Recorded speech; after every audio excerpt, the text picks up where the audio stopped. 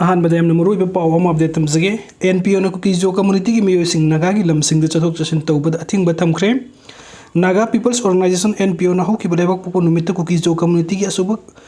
committee अम ओइबा committee on tribal unity COTU द इब से थादुन कोटू की वॉलंटियर सिंग national highway number 2 Imphal Dimapur लंबी द नागा प्रजा सिंग गरी सिंग द असत वोक तौबद चेक तौरिबा सि लेप्ट्री फाव कुकी जो कम्युनिटी की मियो सिंग नागा ताबलम द चथोक चसिन तौबगी अथिंग थमले हाइन सेरोड अदुदा पल्ली एनपीओ की प्रेसिडेंट सोलोमन एरोना एजेंसी द फोंदोकिबदा कोटूना डिसेंबर 13 द एनपीओ द आइब सेरोल थादोना national highway number 2 Imphal Dimapur लंबी द चलिबा गरी सिंग थोकनिंगदबा थौदोक थोकतनबगी दमकता चेक तौरगनी हाइन खंगलकपसु लैख्रे अदुबु एनपीओ न फॉर्मेन ओइना कोटू की चेयरमैन याउना रिप्रेजेंटेटिव सिंग कांटेक्ट तौनबो होनबदा लाइन फंगबा ngamkhide अदुगा फोन तौदुना कॉल तौरबसु call पाइखलाते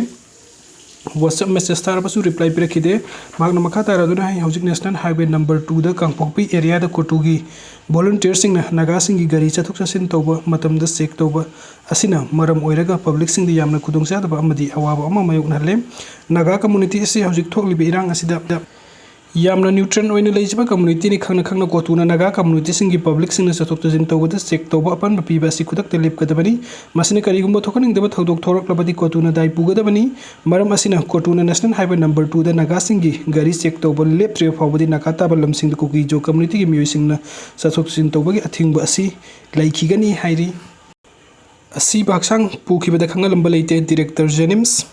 Jnims tagi Asiba Hakchang kungatret Pukhiba adu Jnims ki Director Khanghallamba Leite lenga ki thorangam oina security force na hingnung yai matungda Pukhibani haina Jnims ki Director Pro L Deben na phongdokre wafam asi langthapan kendra club coordinating committee da sinduna hairang goithong awang maibam lekai community hall da pangtok pamifam amadam hangna phongdokibani Asiba Hakchang sing Pukhiba adu Jnims ki Director खंगफम थोई हाइबा वफम असिदा युमफम ओइदुना लंगथपन केंद्र club coordinating committee ना Asiba Hakchang Pukhibadu करमना पुखिबनो हाइबदु मियामद खंगनबा मिफम अदुदा L डेबेन सु सरुक यानबा हाइकिबनी मिफम अदुदा director डेबेन ना फोंदोखिबगी मतुंग इन जेनिम्स की dead body कुंतरेट पुखिबा असि director अम ओइना थौपुरबसु Hiram असिगा मरी लेनबा वफम अमत लेंगा की मैकैदगी खंगलकप लैखिदे Asiba Hakchang लोबो लाकपा सिक्योरिटी फोर्सिंग अदुसु जेनिम्स की मेन गेट ता संगलखिदे इम्फाल ईस्ट एसपी ऑफिस ता ताबल लंबीरोम द लेबल लंबी देगी सोफा कायरगा संगलक्तुना Asiba Hakchang सिंग अदु पुखिबनी हाइबसी नोंगालबा मतुंग द खंगलखिबनी लोइना रिम्स तगी सु Asiba Hakchang कुंट्रा पुखरे हाइबता नरखी तुंगदा सुरासनपुर दगी मितेगी Asiba Hakchang मरी पुरकले हाइना IGR साउथ द एम्बुलेंस थाबिर ओ हाइना पाउ पिरखी Hakchang सिंग अदु रिम्स ता अमा जेनिम्स ता अमा अनि अमना बिष्णुपुर द पुखरे जेनिम्स की मिडल सिंग द लेरिबा Hakchang असि लमलाई दगिनी हाइब खंगबंगमले Asiba Hakchang सिंग पुखिबगी थौरांग अदु लेंगा की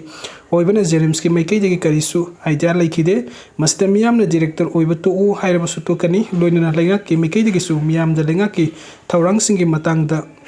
तमथो ओ हाइदुना थबुक तगी लौथोकलबसु अकाइब लेते लमदम असि गे मियाम की डायरेक्टर की पोस्ट ने हेन लुदे मियाम की थबुक थौरम खुदिंगमक पुन्ना चमिननबा सेम सादुना लै हाइखि अदुगा रोइबगे अपडेट सबुंखो खुनौ की अकोइबदा लैरिबा खुलसिंग सान लोइबा लोंमै सिंग कुकी सिंगना सान फाखिगनी कीबदगी थादोकनद्रे कुकी मिलिटेंट सिंग नंग हेक लैतना सिंगथक्तगी नोंमै अमदि बॉम कापसिनदुना लंदाफम ओइरो इम्फाल ईस्ट डिस्ट्रिक्ट की लमलाई केंद्रगी येंगंगपोकपी पुलिस स्टेशन की मनुंग चन्ना लैरिबा सबुंखो खुनौ शांति खोंगबान सनासाबी येंगंगपोकपी अमदि थमनापोकपी हाइरिबा मितै खुलसिंग असिगी लौमी सिंगना लोइरिबा सन सिंग कुकी मिलिटेंट सिंगना नोंमैना कापतुना हाथिगनी हाइबगी कीबदगी सन अमत थादोकपा ngamdre हाइरि वाफम असि सबुंखो खुनौ विलेज डेवलपमेंट की सेक्रेटरी ओइना थौपुरिबा निगोंबम थोइबगा पाउसे असि खथेंगना उनादुन वरी सानबा मतमदा फोंदोखिबनी मागनाय मथक्ता पनश्रब खुलसिंग असि रेड जोन ओइदुन कुकी सिंगना हेक लैतना नोंमै कापसिनदुना लांदाबदगी अवाबा मायोकनदुना लैरिबा खुलसिंग हक्तनी हौजिक पाबो खुंजासिंग निंगथिना तुंबा चाबा खंगदना लैरि लौमी सिंगना लोइरबा सनसिंग असि लोकपो लोइरबा मतुंगदा लोबुकता थादुक्तुना मसिनजाक फावबा चाजरंबनी अदुबु कुकी सिंगना नोंमैना कापतुना हाखिगनी हाइना कीनबदगी सन अमता थादोकनद्रे सनगी मसिनजाक हुन्ननबा होतनबदा लौमी सिंग अवाप मेगनरे महांग हाइ मथक्ता पनख्रिबा खुलसिंग असि खुंजासिंगना याम्बना Thoubal टुरेन Marin the कुमदुना नुंग लैंगोय पेकपगी थबुक तौदुना Maru ओइबा सिनफम ओइरंबा अदुसु ngасidi pura kakre masitana tana kulgi oina leiriba uyok singdagi singyaanduna sendal lambi oiramba adusu ngasidi kaktatkhre maduna khunja singi sendokpham amata leitre masina tana khul sing asida truck garina sing buluiduna lung laingoi singbagi thabak toromba adusu ngasidi pura lepkhre maduna khunjasing asina hingnaba honabada aduki matik ware maduna lenga ki mikedegi job card suba khutungchaba khunjasing da khardam oirabasu phanganbiyu haiki hojik thokliba irang asina matakta pantriba hairiba kulsing asigi singyaga taina bolofum sing amata low panba ngamkhide manipur lenga ki mikedegi low panba ngamdaba sing asengba report pirau madugi pifam thokpa compensation pigani haina khangalakpagi matungina marik chumba report lenga ki mari leina basing da pikre maduna athuba matamda compensation ki senpam asi pithok piduna lo ubangam khidraba lomi singi awaba khardang oirabasu ko kanbiyu hairi mahitambagi lamda mahakna phongdokibadi hairiba khulsing asida leiriba mahiroi angangsing nena tana mahitamba phangdre imung khudingi senthok lambi leitabadagi angangsinggi mahitambada sangba sel puthok ningai leitre mayek sengba khudam oina school bengi bhara phabo piba ngamdabadagi mahiroi ayambasu school kanadre maduna hairiba khul asida irang asina maram oiduna mahiroi kaya yamna larik tamba phangdraba kaya haibadu linga ki maru oibu loisangna survey to biraga mahitamba phangnaba honnabiyu haiba wafam japungtoki